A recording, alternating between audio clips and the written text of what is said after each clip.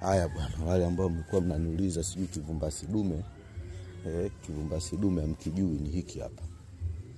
Nimekiona hiki. Hiki ndio dume. Nimemuona huyu ndio dume.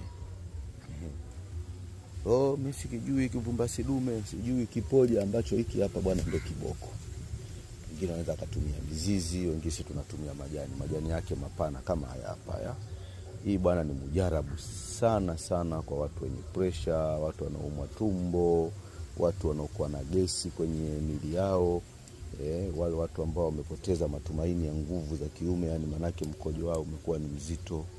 Kwa hiyo mara nyingi tunawaambia watumie hiki ndio kivumbasi dume.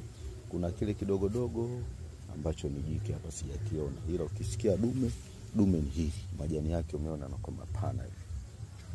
Mimi sasa hivi nina dozi haya, kwa maana sasa hivi nikija zangu kama hapa ninachuma haya na kwenda kufanya mambo yangu. Nachukua ile mateke kama haya kwa ajili ya watu wale wenye pressure, unaona watu wale ambao visukari vyao vinashindwa kushuka, unakuta mtu sukari imempanda mpaka kupitiliza.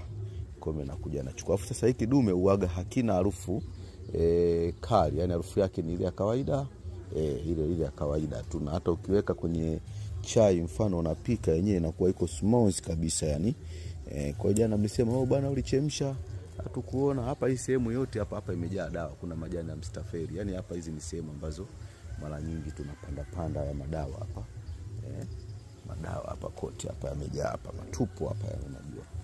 Zimenyesha, kwa hiyo lazima tunapokuwa mabondeni kama hivi tunachuma hizi. Kama mimi sasa hivi nilikuwa nasumbuliwa na tumbo, gesi ile nini. Kwa hiyo kishapiga hii basi gesi inaondoka. Inanukia vizuri sana. Kwa kama hii nikipiga hapa chai yangu hapa mwenyewe saa hizi asubuhi kabla sijanywa ile chai yoyote najikuta niko safi. Bwana, namba za simu ni 07556312. Msiseme tena sikuwaonyesha.